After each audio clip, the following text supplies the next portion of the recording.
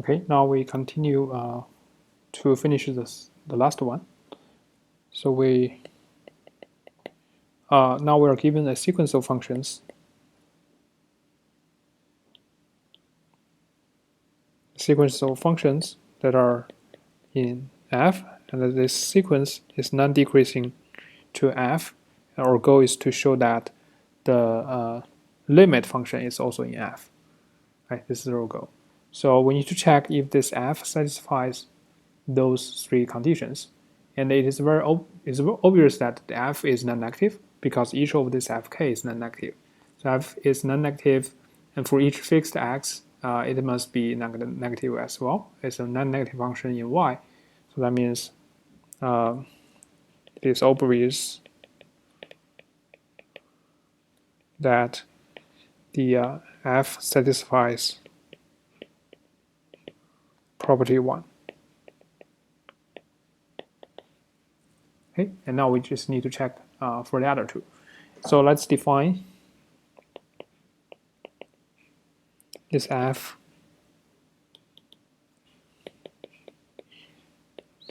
We define this to be the integral of f x y with respect to y only. Okay, and because f is a limit of the non-sequence functions of fk, and that means f is non-negative, and we take the integral, it must be non-negative as well. Right? So that's obvious. But on the other hand, we also know that we check this because the fk converges to f and is non-decreasing, so we can use the Levy theorem to show that this here is actually the limit of fk. So that means because everyone is non-negative, is increasing non-negative, so we can exchange the integral and the limit. That's why this is actually just the integral of fk, the limit of the integral of fk, right? And because we know that each of these fk's is in f, in the family f, so that means each one of this satisfies the second condition or second property of f. So that means each one of them is equal to this. Okay? So each one of this is equal to this. So that's why we show that this f is just the limit of this. And remember that because each fk is in the family f, so according to the second property here, this is a non-negative and a measurable. And this is the limit. The f is the limit of this non-negative and non-measurable functions. So that means this f is also non-negative and measurable. Okay, measurable. Okay, so that verifies the second property. And the last property, we need to show that here, we need to show that this one can exchange. This is equal to this, as we said, because of the definition of the integral is just this one.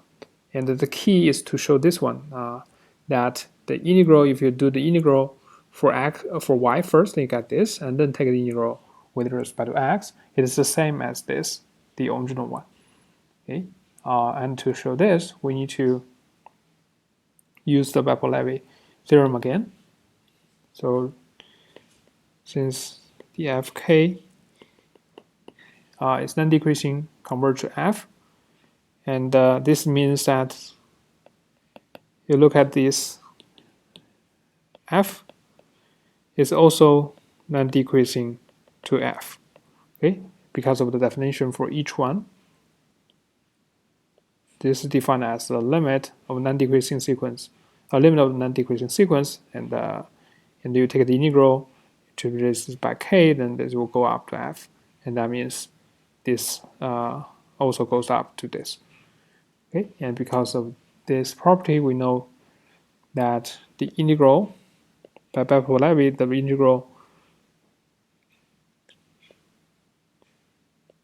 of this function, because it's a limit of the sequence of fk's, so this is just equal to the limit of fkx. Okay, this is the Levy. And then this is equal to, just look at inside of the limit, just keep the limit outside. For the inside, the integral is equal to, because each fk is in the family f, so that means I know that I can replace this by fk. So this will be equal to this with k here, okay? Because each of this fk is in the family. So that means this is just equal to fk x y d x dy. Okay, and now we're going to use the Levy again because this sequence fk converts to f, and it's non-decreasing. So the fk goes up to f, and that means I can exchange this integral and this limit and this integral. That becomes integral, and the limit will be put inside, and the limit of the fk we know is f.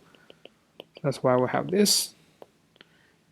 Right, and this verifies the third property of for this limit f. Okay, this third property here for this limit f here. Okay, that means the f also satisfies the third property. And this is again by Levy. Okay, and here this is just because fk is in f. Okay, so now, therefore, the f satisfies property 3. Okay, so now we have that is satisfied it satisfies the property 1, and it satisfies the property 2 because of this. Okay, and this, and also it satisfies property 3, so that means f is in here. All right, so now we have verified these 4 cases where we can guarantee the function like this, positive scaling of f and the negative scaling of f. The sum of 2 functions is in f, or the f is closed under the sum. F is closed under the difference if the g here is integrable and f minus g is non-negative. And also it verifies that if you have a sequence that is in f, and this sequence is non-decreasing converges to f, then this limit function is also in this family f. Okay, so that's the property that we need to prove the next theorem, which is called the tonality theorem, and it is a very important result because it tells us that if we have a non-negative function f, non-negative measurable function f, then we can always exchange the integral. We can do these iterated integrals in any order, and it will be equal to the integral of the f over the whole domain. Okay, and in other words, if you treat this f as a function of x and y, where x is in our P, y is in our Q, then, and this function is non-negative,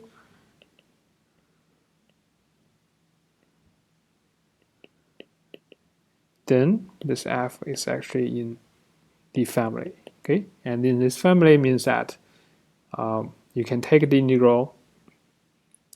You can take the integral for just a part of the a portion of the variables. You will get a measurable function, and you do that, and then take the integral of the rest is the same as you take the integral of everything at once. Okay, so that's the proof. That's the result we're going to prove. Okay, so now prove this. Let's first think that because now I have a non-negative function f, right? And I know that for every non-negative function f, I can use a sequence of simple functions to approximate it. Or in other words, I can have a sequence of functions, simple non-negative, so that they converge to f everywhere. Okay, and this actually you can make this non-decreasing as well. recall the definition, how we constructed this kind of sequence, we actually can get this non-negative. Okay, now if we can show that every one of this is in the family F, then according to the fourth property here, this will be our phi k, and this will be the F that we want, general function we needed. Then we can show this. We can show that this will be also in F, right? So the key becomes, how do we show that a simple non-negative function like this is in F? Okay, and to get that, we know that any simple non-negative function can be written in this way. It's a sum of ci c ei from 1 to p, and each of the ci is negative. Okay, and now recall that if we have positive scaling, the negative scaling will be in F, and if it is two functions that will take the sum, it will be in F. So it turns out that we can just show that each one of this is in the family F, and then we can take a positive and negative combination of them. They will be definitely in F. So now the key is how to show that such a kind of thing is in F. Okay, or bottom line is that we just need to show that for each measurable function E, the characteristic function of that set is in F. Okay, it is suffice to show.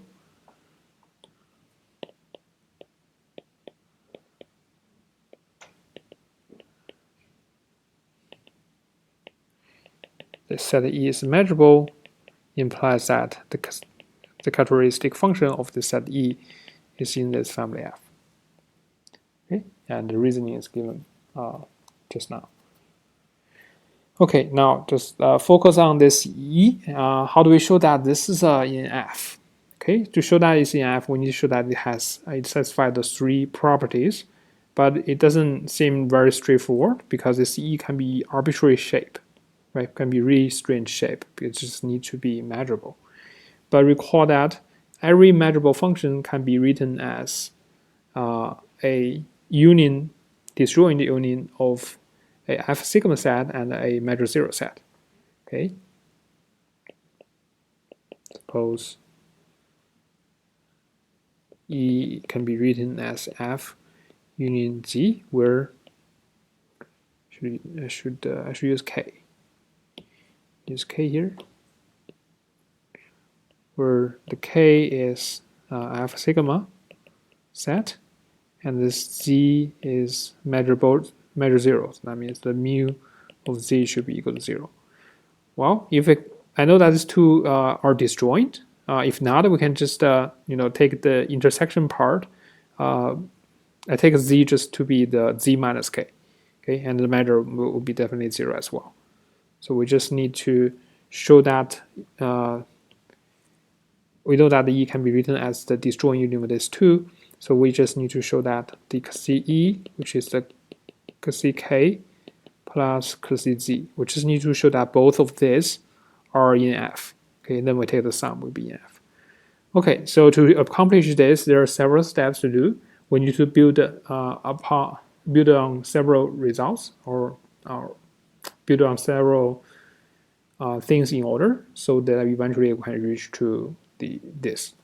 Okay, so the first step is to show that if E is just a half open, half closed box. Okay, if E is a half open, half closed box. So what that means is we know open box or open cube in Rn, and the half open, half closed just means that you can also attach one of its faces or some of its faces. So that means, for example, if it's R2, then this is the open box. You can add this side and this side, and together you can call this I. Okay. Then for this type of set E, then the characteristic function is very clear, right? You just need to write it out as a something like A1, B1, you need it half open, half closed, or whatever order you want, just something like this. Okay, for example, AN, BN, something like this. And then you take the integral of this function. You can easily check that, or just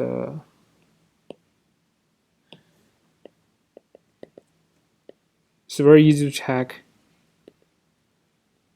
that the CE satisfies all those three conditions, or also three properties of this set, of this family F. Okay, I basically just need to show these three properties. Apparently, for each fixed x, it will be measurable, and you take the integral. Actually, take the integral depends on if it's like you take a cross section of the box, and if that cross section is included in the box, then this is just the area of that cross section, which is a kind of rectangle, or it's another hypercube. Okay, in our cube. And then the integral will be straightforward. Just need to calculate the volume of this box or this cube, and that's a non-negative measurable function. And then you take the integral again, and definitely that's equal to the original one, right? So that's very easy to verify that for this kind of boxes, or all half open, half closed boxes, this characteristic function satisfies all those three conditions, also all those three properties. So that's easy to verify. Okay, now let's verify the second one. Use 2. Okay, so second one, we're going to show that any open set can be written. The characteristic function for any open set is in F. Okay, for any open set G in the set Rn. Remember that for every set G, we can write it as the union of half open, half closed boxes. And the reason is you can always think, so you have open set G here, and you can, for example, you can first consider all the rational numbers or rational points in Rn, because it's in Rn now. So in Rn, you can consider all the rational points, which means that it's a point where all the coordinates or all the components are rational numbers. Okay, so there will be countable in many of them, because this is just a Qn. Okay, so that take the Q intersection of Qn and this G, and there will be all the rational points inside this G. Okay, this G is in Rn. Okay, and then for each of these points, so we can let's say this is Rk.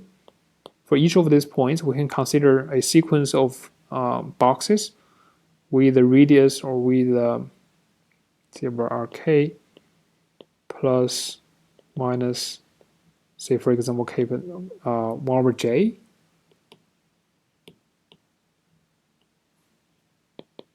Okay, so this means that for each of these coordinates, say this Rk has Rk1 through Rkn, and then for each one of them, you can just subtract the j or 1 over j. So it should be Rk1 minus j and Rk1 plus j, 1 over j.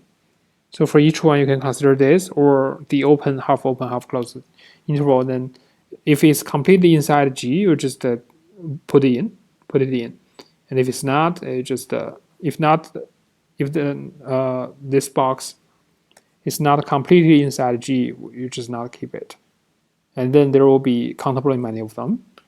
And then you can show that because G is open, then for any point in G, there must be a neighborhood of that, such that this neighborhood is completely inside G, and because this point is dense, so you must know that there will be some rational point nearby, and there must be some radius a positive radius such that this point is included in that cube centered at this rational point. Okay, so you can show that all these cubes are inside the G, and you can also show, so you take the union of them is still inside the G, and then every point in G can be shown to be in one of those kind of half open, half closed boxes. So that's that implies that the this G can be written as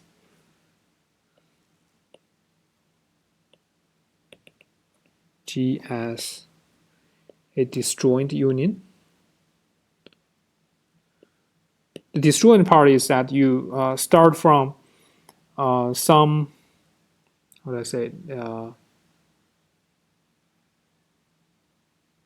You start from some box, and then you, for every next one, you for every next box you're going to take, you just take out what is the increment part, right? For example, you already have, so you can write G as a union of those boxes.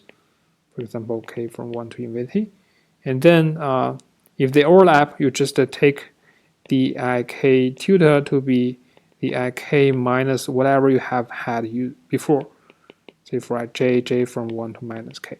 And then for this new one, you can again partition this into finite many half open, half closed the interval boxes, and you just add them to the set. So eventually, it's not hard to show that you can write this G as a disjoint union of half open,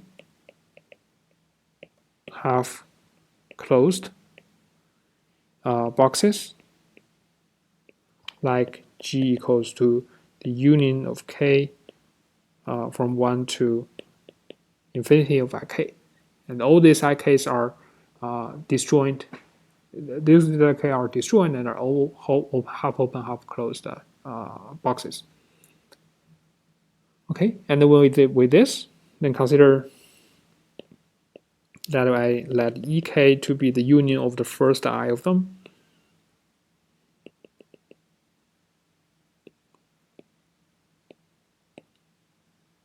Then I know that the characteristic function of ek is in F because each one of these ik is in F. So this is just the sum of the psi it's ij. So it's just the sum of the characteristic functions from 1 to k. And because of the property we had earlier, the second property says that if you take the sum of two functions in F, then the result will be still in F. Okay, so each one of these is in F, as we showed in the item 1, and I take the sum of them. That means this is still in F. Okay, and also you can show that the characteristic function of G is just the limit of those EKs. So this EK goes up to the characteristic function of G, and that means this is also in F, according to the fourth item we proved earlier here. Okay, so that's how we get that for any open set, it is in G, in F. Okay, the third one is that we want to show that for any bounded closed set, it's in the characteristic function is in F. Okay, so let F be bounded and closed. Then we know that F is included in the open ball centered at 0 with the radius k large enough, right? Because F is bounded. So this is the open ball centered at the origin with the radius k. So we can call this thing as G1. And then I let G2 to be the G1 minus F, which is the G1 intersection with F complement. And now you can see G1 and F complement, they are both open because F is closed. So you're taking intersection of the open sets. then the G2 is also open. Okay, and you also know that G2 is just a subset of G1. All right, so now you can see that if I take the difference of the characteristic function of these two, I know that this is greater than or equal to 0, and each one of them is in F.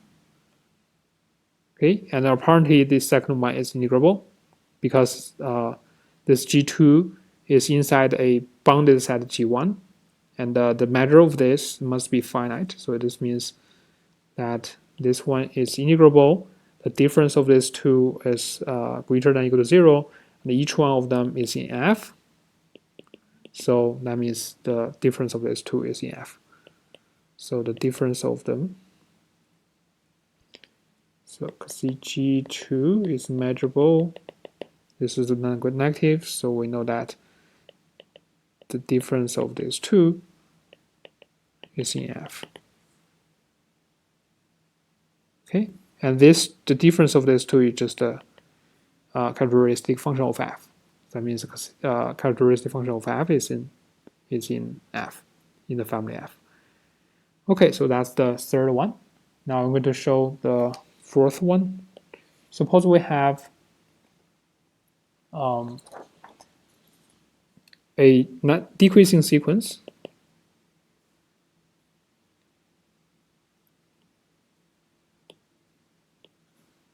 Now we show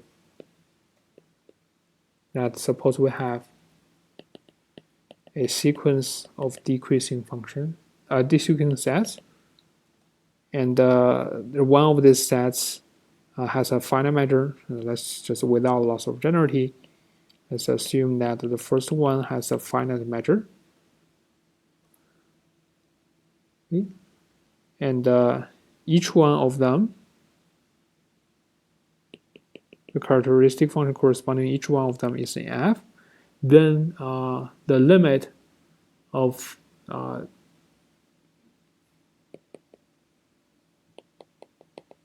this set has a characteristic function in F as well.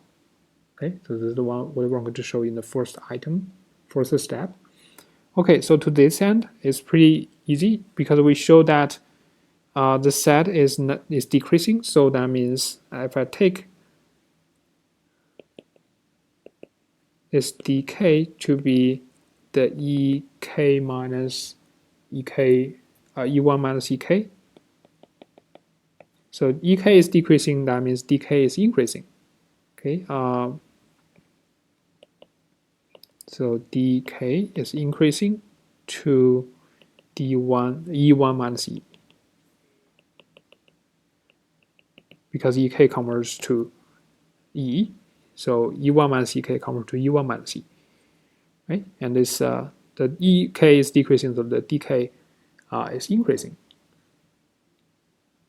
Okay. Now we have because each one of this, the characteristic function of d1 is equal to the characteristic of e1 minus characteristic of ek. And then from this third property we showed earlier, because this is both of these sets have a corresponding characteristic function in F, as we showed in the property in this condition. Each one of them is in F. Difference of them is greater than or equal to 0. That's obvious because E1 contains ek. And also the ek, actually starting from the first one, the measure is bounded, so each one of this is integrable. So that means from the third property of in the lemma, or third condition, third item in the lemma, we know that this is also in F. Okay, so each of this dk is in F. Sorry, dk is in F. Okay. And now we show that we know that this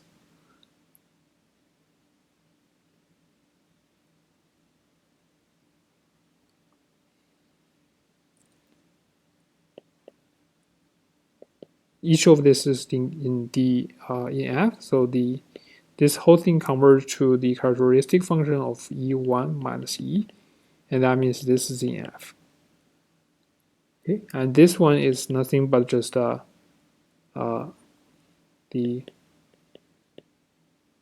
this minus this. Okay, and then because this is in F, the characteristic function of E1 is in F, so the difference of these two will be in F as well. This implies that this is in F. Okay, so that's the fourth one. The fifth one is that now finally we have two major terms left. Remember that we decomposed the set E into two parts, the F sigma set and also the measure zero set. So here in this item, we're going to show that if the set has a measure zero, then the characteristic function must be in F. And next, we're going to show that if the set is F sigma set, then its characteristic function is also in the family F. Then lastly, we can combine these two. Okay. So now we show that if the E has a measure 0, then the characteristic function of E must be F. Okay, now to this end, how do we show that? We said that there is a sequence open set GK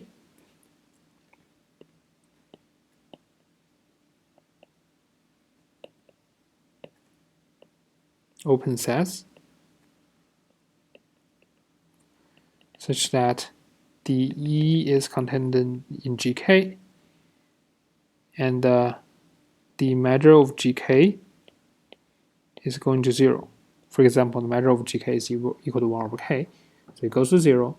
And now we can take the intersection of these GKs. And apparently, because E is in every one of the GK, so I know that E is also in the intersection of them, that is in H. But the measure of H is equal to 0 because of the continuity of measures. So we know the measure of H is 0, and apparently the measure of E is 0, as we already know. Okay, and now we just need to show that this we need to show that first this characteristic function of H is in F. Okay, and that is not difficult to show because of the second and the last property we showed for the lemma. Okay, you can easily show that by using these two, and then we know because it's in F by lemma 2 the second and the fourth item, we know the characteristic function of H is in F, and that means the characteristic function satisfies the three properties of F, and most importantly, we need that this as a function of y is non-negative and non-measurable. Actually, this is equal to 0 almost everywhere, so it must be non-negative but measurable. And also, this integral of that is equal to 0. So that's the same. If you take the integral of this first with respect to y, and you will see that it's just also equal to 0. So that's the property that it will satisfy. The integral will be just 0. And then because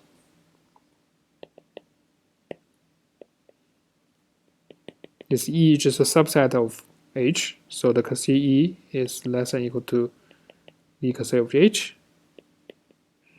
Okay, so we know that the Cassey E also satisfies all these three properties because the H already satisfies. So we already have this and this, and that must hold for the Cassey E as well. Cassey also satisfies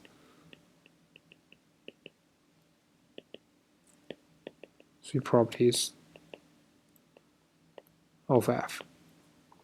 Okay, and the next, I'm going to show that if we have a sequence of, if you have a F sigma set,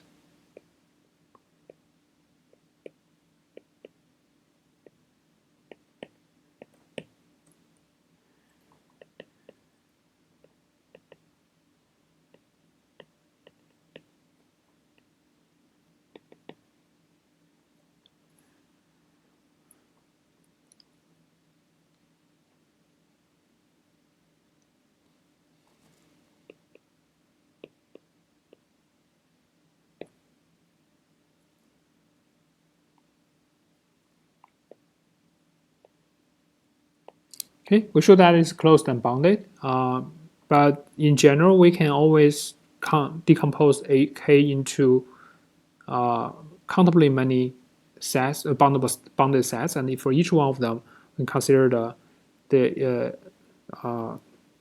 bounded closed set, right? So we know that this is always true. It's like if for the Rn for the set of real numbers, we can always partition this to k plus 1. So we just look at each interval, take the intersection of all these sets with one of those intervals, and then we'll get a finite set with finite matter. It's a bounded set, and then we eventually paste them together to get the final result. So that's the common strategy. So suppose that without loss of identity, we assume that each of these FKs is bounded and closed. Then we want to show that the characteristic function of this K is in F. Okay. To show that, if it is true, then this characteristic function of F is F. So to show this, let's consider this partial sum, denote the Sk to be the partial sum of Fk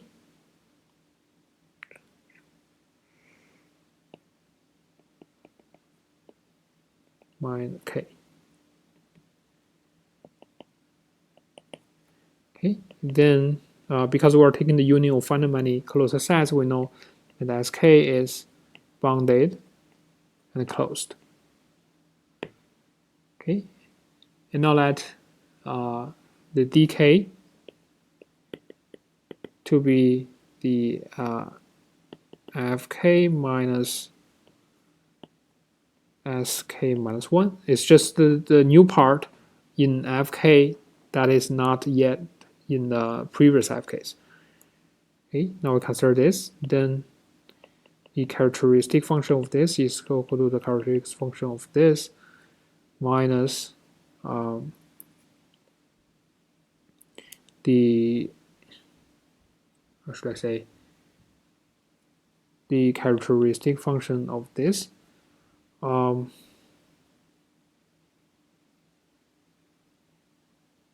I should say this, take the Sk here.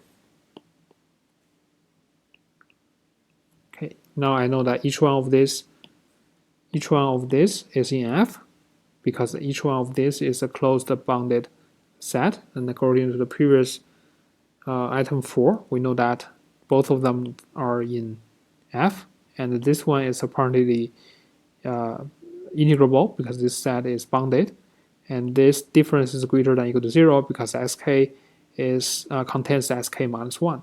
So that means this is in F. Okay, and now recall that the this K is just is union of those Fk, but it's also the union of the dk's. Okay, and we know that the K, Ck or Sk is converging to K, and each one of this in F, and it's non-negative, so we know that this is in F. Right? This is also in F. Okay, so that's sorry, here we show that the characteristic function of this F sigma set is also in F.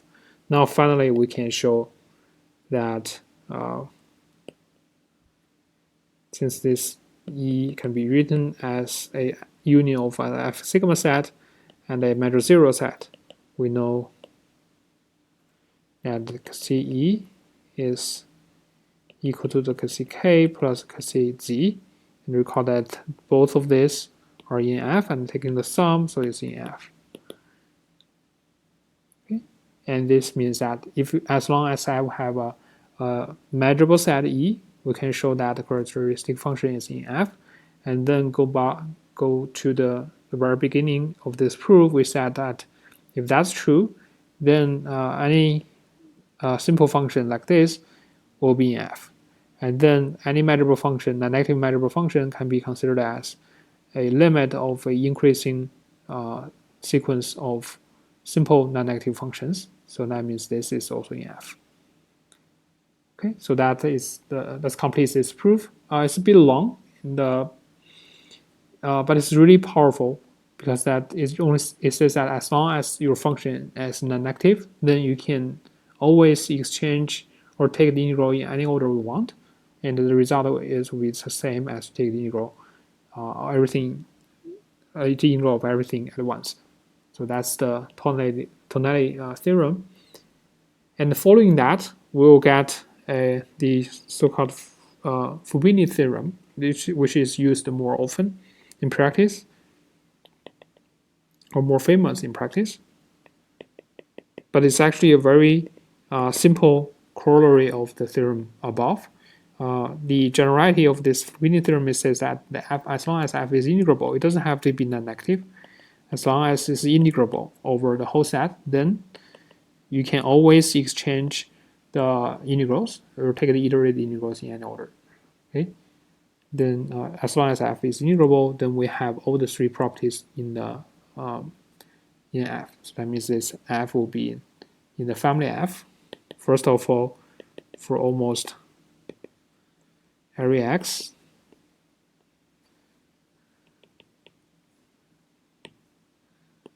the F is a measurable function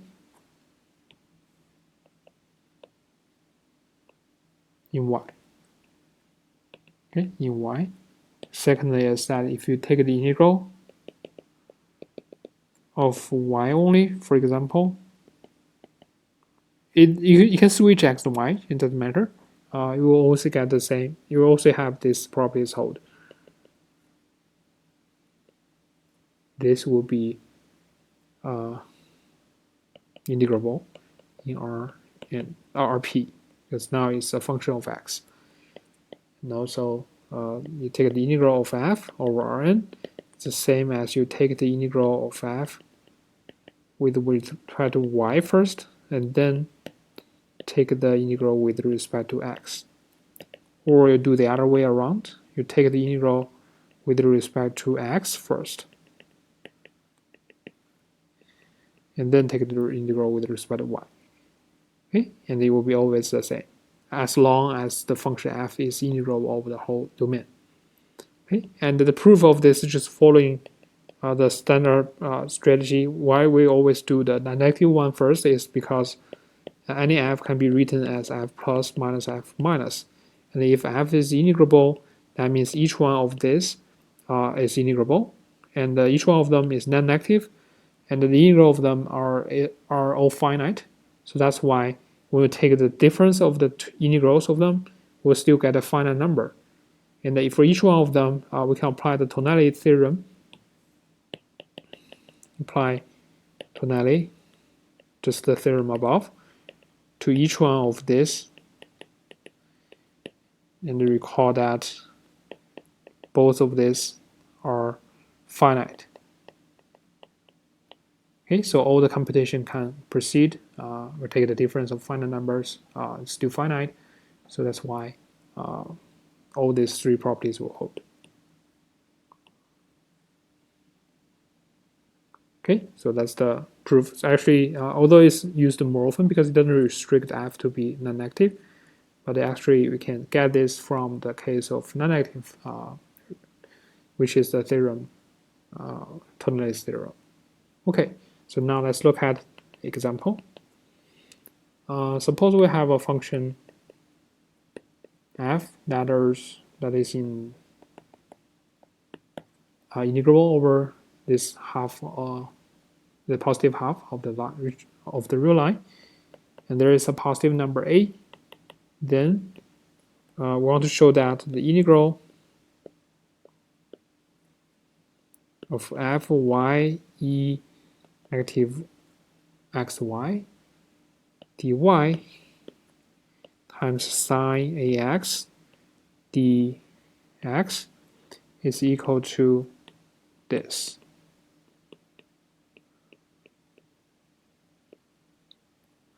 Dy. Okay, so apparently what this is trying to do is to exchange the order of integration. So let's say if we try to take an integral with respect to x first, we'll get something, and then we'll get an integrand like this. Okay, so let's just verify it on stretch paper, see if that's the case. So we have f, if we take the integral with respect to x first, then we will have the integral of e negative xy, this is a term related to x, and then sine ax dx. And then, when you see this, you need to apply the integration by parts. You need to do a change of variable for the x. We can put this inside the d, so we have the integral e negative xy d of negative cosine ax. Apparently I need another 1 over a outside, and then here I can see that this will be negative cosine, so negative, I just put negative outside, put negatives here, so there will be e negative xy cosine ax 0 to positive infinity, right? And minus 0 to positive infinity of cosine ax e negative xy dx.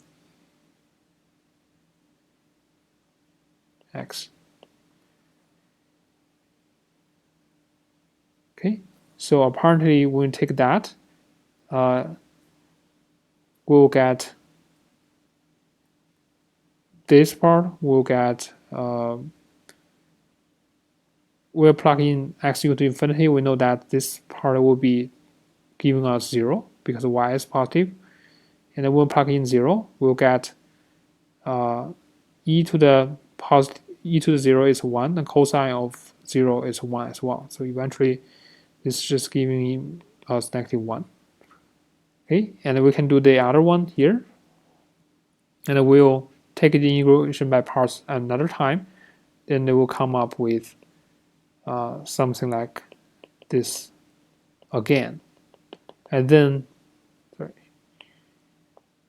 then we can cancel this up, and we eventually get this whole thing eventually equal to a over a squared plus y squared. Okay, and with this, we take the integration with respect to x first, we'll get this, and then we have another f of y left. So the integrand becomes this times this, and then that is integration with respect to y, and that's exactly what we have on the right hand side. So what eventually this is asking is that we need to switch the order of integration. We need to do the dx first. But the question is if we can do that. Apparently we didn't say the sign of this fy, and also the sign of ax could be positive and negative, so we cannot apply the tonality theorem. We have to rely on the Fubini theorem, and the key is that if this integrand means that this times this is integral function over this positive quadrant of this 2D plane. Okay, so that's the only question. Okay, but it doesn't seem to be very straightforward because we have this integrand. Okay, and we don't know if that is in L of 0 positive times 0 positive. It's questionable. We don't know that. We can take an absolute value, but we only know that fy is integrable on y, but it doesn't tell us if this whole thing is integrable. So we need to find out a different approach. Okay, so now let's don't be so ambitious to show the integrability on this whole set. Let's just focus on the part of it. Say let delta to be a positive number and the capital X to be a big number, big positive number. Then we consider the X to be in this interval. It's a finite interval. For Y, we can consider this as before. And the key is that to show this is integrable over this first. Okay. So that is easy to show because we can show that the integron, we know that this is less than equal to the f of y. And obviously because x, y are not negative, so this is more than equal to 1. This is more than equal to 1, so we have that. And we know that this is in L of that. Okay, so that means if we take the integral of this thing here, it will be less than equal to the integral of this. But this is a finite number because since f is integrable in y, and we'll just have this will be x minus delta times this.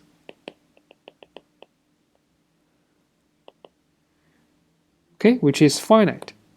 And what that means is this is an integrable function. And for every delta and x, this set function which is bounded by this or dominated by this, but this is the measurable function over this set. So this is the one of the things that we're going to keep using. We are going to assume that we have delta k xk later, and then we're going to show that for any fixed delta k xk, it is bounded by this measurable function over this set. Okay, and then we can exchange the integration with respect to x and a y. Okay, for the fixed delta and x or delta k xk. Okay, so that's one thing. The other one is that okay, so this is the one thing, and what this forbidden theorem tells us is that we know since each one of them is integrable, so I know that this, if we take the integration with respect to y first, ax dx, we can exchange. It's just equal to the integral of everything at once.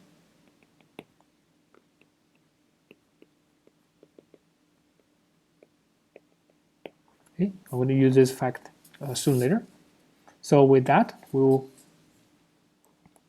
consider for fixed y. This e negative y is decreasing, right? It's decreasing in x, and it's not negative. So we don't need this not negative. So it's just decreasing. Then by the second mean value theorem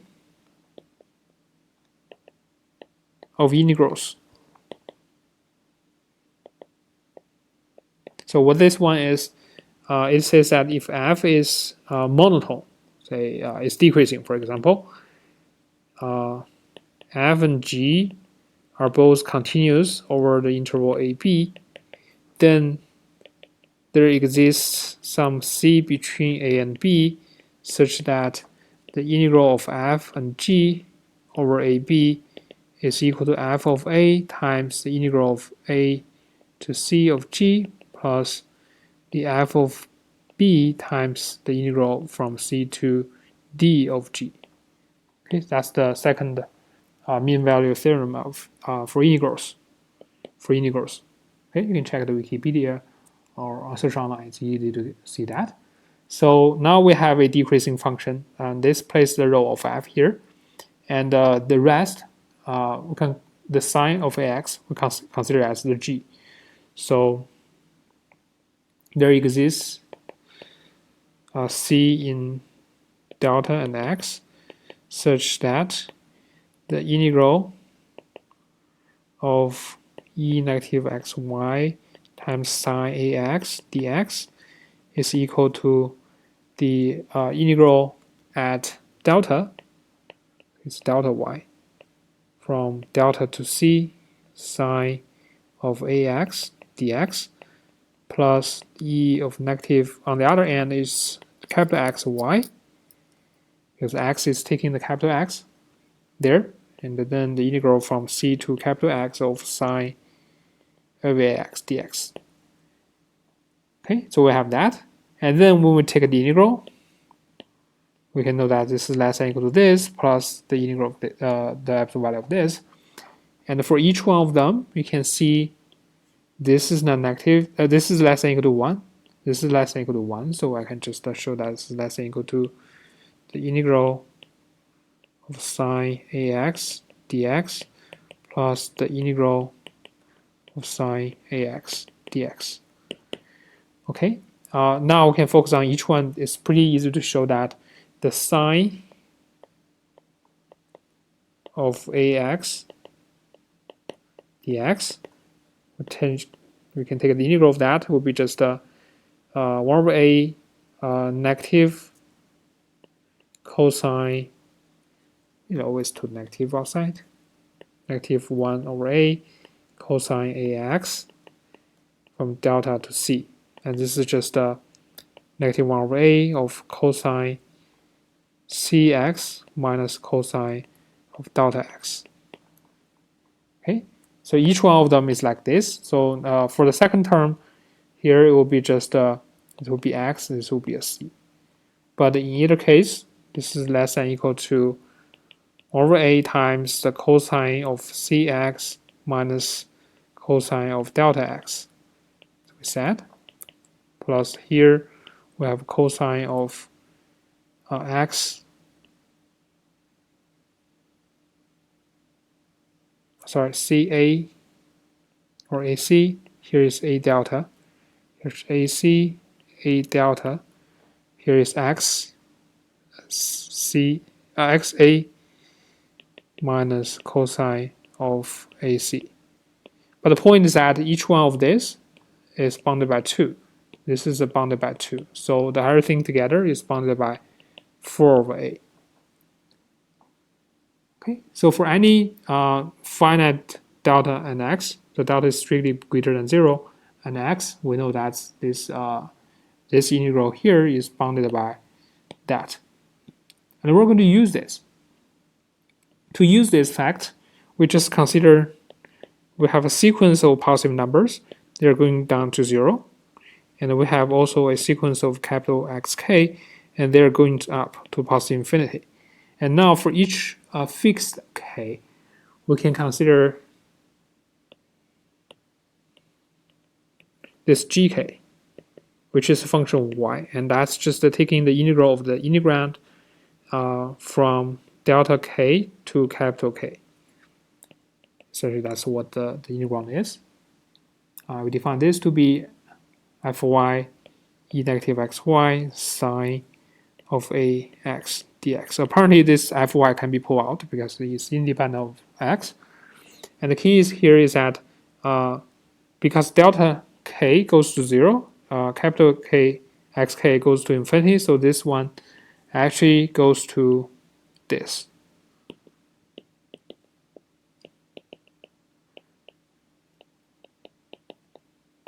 Okay, so that's one thing. The second thing is that you look at the gk here, the gky, as we just showed above,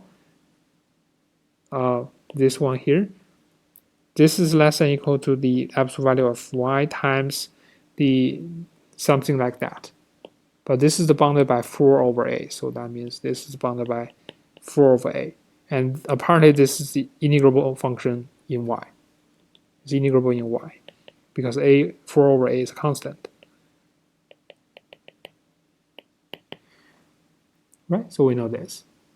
So finally, remember that we're trying to show that the integration can exchange their order.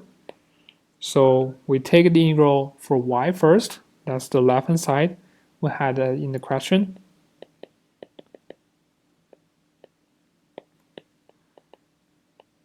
Right, this is what we had at the beginning. And then we know that the outside 0 to infinity is for x. So we can replace them by delta k as k, and I want k go to infinity. And then everything inside will stay the same.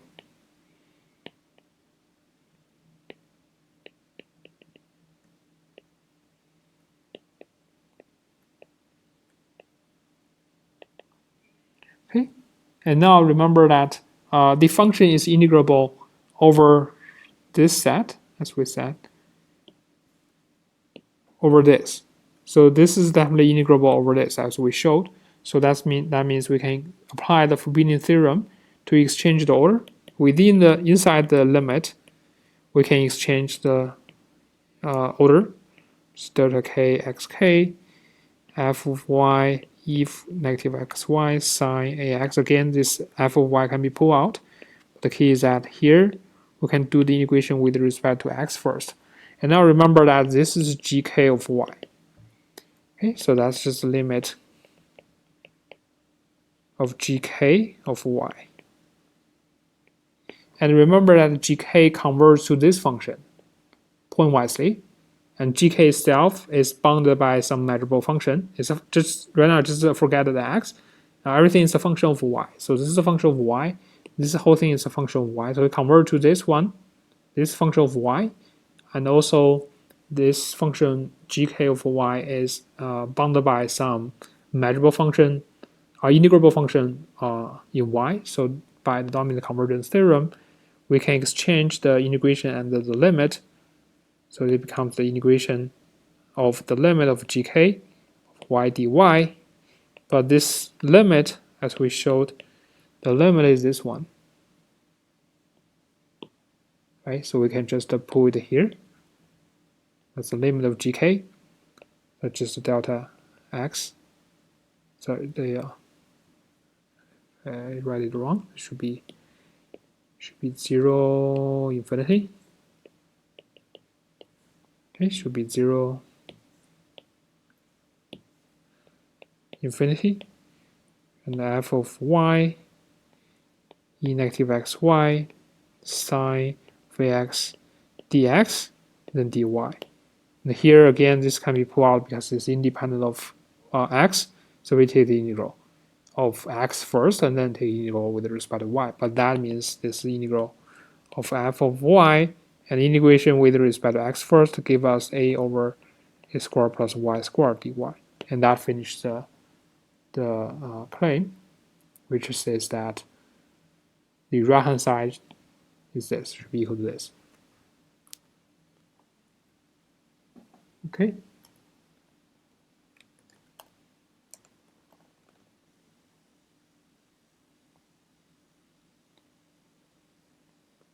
Now let's look at another example.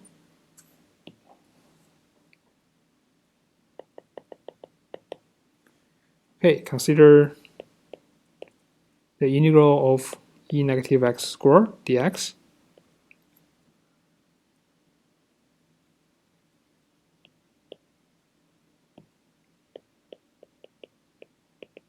Okay, and now we're going to show that this is equal to the root of pi over 2. Okay, so there are different ways to prove this, but we're going to just apply the tonality theorem and see how powerful it is to show this kind of integral. Apparently, you cannot do the integral directly because this one we cannot apply integration by parts to get it. So it's pretty tricky to find out the integral here. And an application of this is, remember, this is pretty much like for the Gauss. If you learn the probability or statistics, the most popular or most widely used distribution is called the Gaussian distribution or normal distribution. And for standard normal distribution, the probability density function is this. So it's probability density function. That means you take the integral from negative infinity to positive infinity. It should be equal to 1. Okay, and where this 1 comes from is from here. Okay, you just do a small change. You change the variable. You can multiply, divide by square root of 2. This is 2. So you can do a slight change of variable. You can easily show this one here. Okay, so this verifies that it's actually a density function because the integral is equal to 1. All right, so question is how, now our question is how do we show this? Okay, to show this, let's consider this integral, which is the y negative y square x square negative y square dx dy. Okay, so now integrand is non-negative because x and y are non-negative.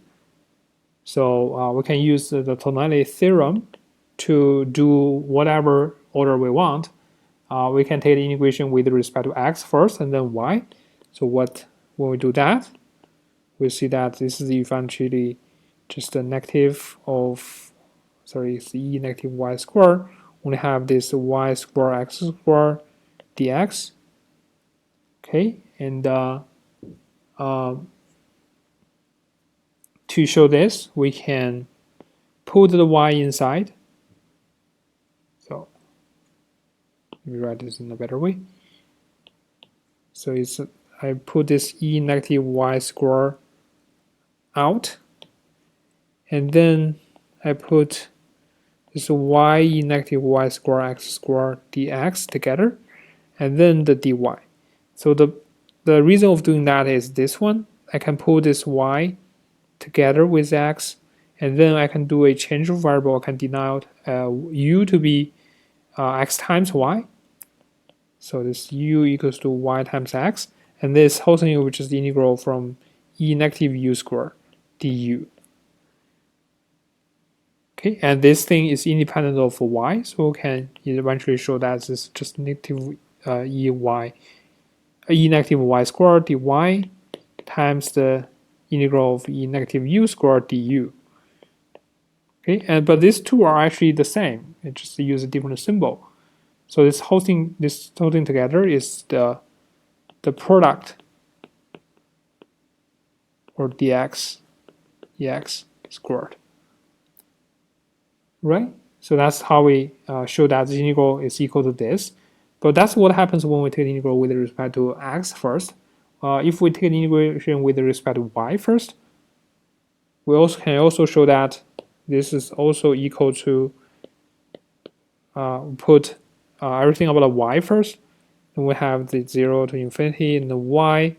Here I'm going to put x squared, the 1 is in front of y squared, and dy, and then dx. Okay, and it will be equal to that because of tonality theorem. And then here we can put this y together to that, and we'll have 1/2 of 0 to infinity e negative x squared plus 1 y squared dy squared. I can also put x squared plus 1, then we'll have x squared plus 1. And then I do a change of variable. This is the u, this is the u. So eventually here is the integration from e negative u du. And it's easy to show that this one is equal to 1. Okay, so this just means that this is the integral for 1/2 x squared plus 1 dx. Okay, so the 1/2 is outside. The integration of 1/x squared plus 1, the antiderivative is arctangent of x, is from 0 to positive infinity. And we know that this thing here is pi/2. Okay, because the function looks like this. Okay, and this is pi/2. This is negative pi/2. This is 0. Okay, so that means this is the pi/4. Okay, so we know that on the one hand, this one is equal to the square of that, and we know this is what we really wanted. And on the other hand, we know that this is equal to power 4. So that means the square of this equal to power 4, and take a square root to get square root of pi over 2. Okay, so that's the finish of the proof.